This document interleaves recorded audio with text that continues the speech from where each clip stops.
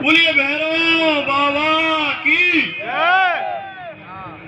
मंच पर विराजमान राजस्थान सरकार के पूर्व मंत्री आदरणीय रामस्वरूप कसाणा जी, दादा दाताराम जी और समस्त पंच पटेल, मेरे युवा साथी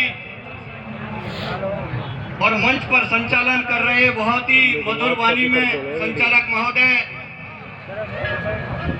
समस्त मंच पर अतिथिगण, मेरे सामने विराजमान युवा साथियों, पिता तुल्य बुजुर्गों, माता और बहनों, मैं प्रहलाद खटाड़ा गांव तेजगांव कैमरी से हूं और भैरव बाबा की असीम कृपा रहती है कि हर बार मुझे पिछले 2-3 बार से इस मेले में आने का मौका मिलता है। मेरी बात आज मेले का आयोजन है तो मैं सामाजिक समरसता पर ही कहना चाहता हूं। मेरे युवा साथियों, 21वीं सदी का जमाना है, पढ़ाई लिखाई का जमाना है। इसके साथ साथ हमें हमारी संस्कृति और संस्कारों को बचाए रखने का दायित्व भी हमारे हाथ में है। 21वीं सदी के बदलते हुए सामाजिक सरोकार के अंदर जैसे जैसे आज हम आगे की तरफ तो बढ़ते जा रहे हैं, लेकिन हमारे संस्कार और संस्कृति को धूल में भी मिटाते जा रहे हैं। मैं इस बात को इसलिए कहता हूं, मुझे कहने में कोई अतिशयोक्ति नहीं है और गर्व महसूस होता है कि मैं ऐसे घर में पैदा हुआ जहां बरसात के दिनों में कच्ची दीवारों को लकड़ियों से रोका जाता था। लेकिन मैं धन्यवाद देता हूं मेरे माँ बाप को, जिन्होंने मुझे संस्कृति संस्कार में अच्छी शिक्षा देने का काम किया। और आज मुझे आप सबका सम्मान मिलने का जो मैं श्रेय देता हूं वो मेरे माँ बाप को देता हूं साथियों, क्योंकि आज का युवा, मैं बड़े गर्व से कहता हूं, हम उनकी संतान हैं जिनके हुक्के की गुड़गुड़ाहट से दिल्ली की सल्तनत हलती थी। मैं मंच पर बैठ के हुक्का पी रहा था, लेकिन विरोध करता हूं गुटखा खाने वालों का, विरोध करता हूं बीड़ी पीने वाले का, सिगरेट पीने वाले का, शराब पीने वालों का। साथियों, आज की जो युवा पीढ़ी है वो पढ़ाई के साथ साथ कई क्षेत्रों में जा सकती है, जैसे स्पोर्ट का क्षेत्र है, शिक्षा का क्षेत्र है, कला का क्षेत्र है। आपके बीच में भाई आपकी बेटी अनमोल श्री आई थी, साहित्य गुर्जर समाज की पहली कथावाचक होगी।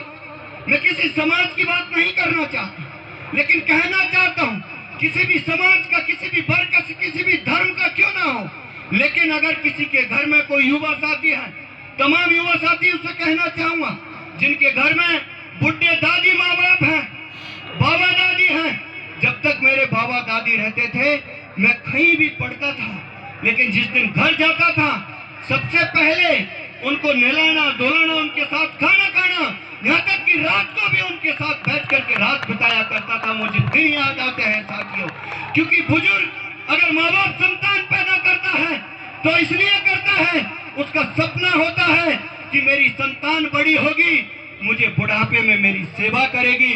मुझे दुख होता है जब मैं आज की युवा पीढ़ी की, चाहे लड़का या लड़की हो, जो अपने माँ बाप के फैसलों को बदलने को चुनौती देते हैं, मुझे उनको चुल्लू भर पानी में डूब के मर जाना चाहिए।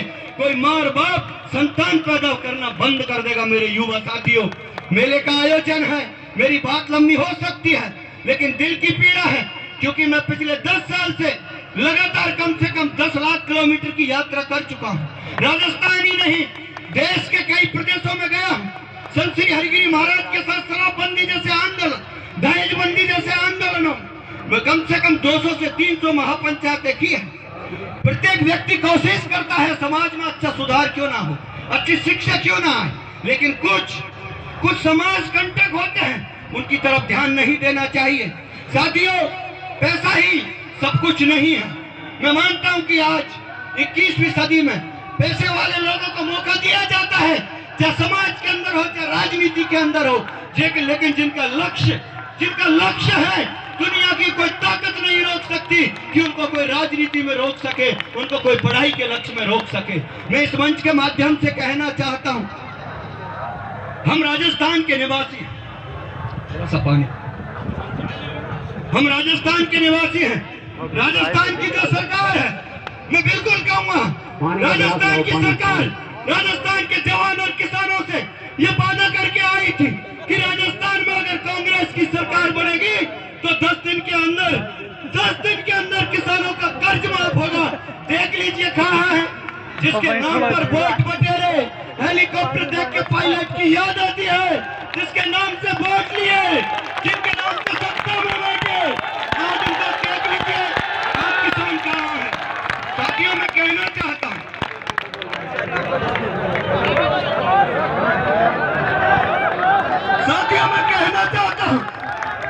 राजस्थान की सरकार के मुखिया को इस मंच के माध्यम से चेताना चाहता हूं कि आप सुन लीजिए, आपने धोखा दिया था राजस्थान के किसान, जवान और बेरोजगारों को। ये तो कोरोना की महामारी आ गई, नहीं वो दिन दूर नहीं होगा जब राजस्थान की विधानसभा का घेराव राजस्थान का किसान और जवान करेगा।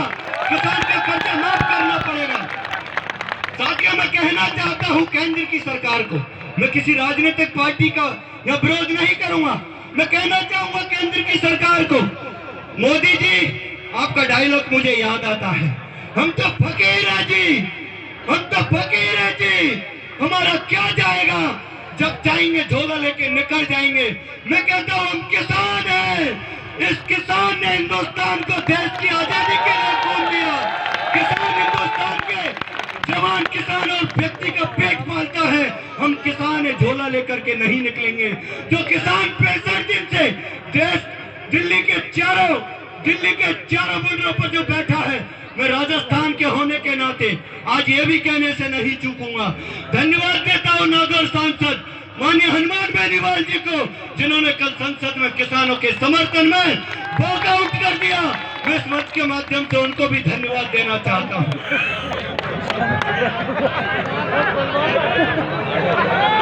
साथियों मेरी बात पूरी करूंगा, लेकिन मुझे भरोसा है मेरे युवा साथियों, साथ देना किसान और जवान का, साथ देना हनुमान बेनीवाल का, अगर वो किसानों के साथ है तो साथ देना उस नेता का, चाहे कोई भी हो, जो किसान और जवान की बात करे।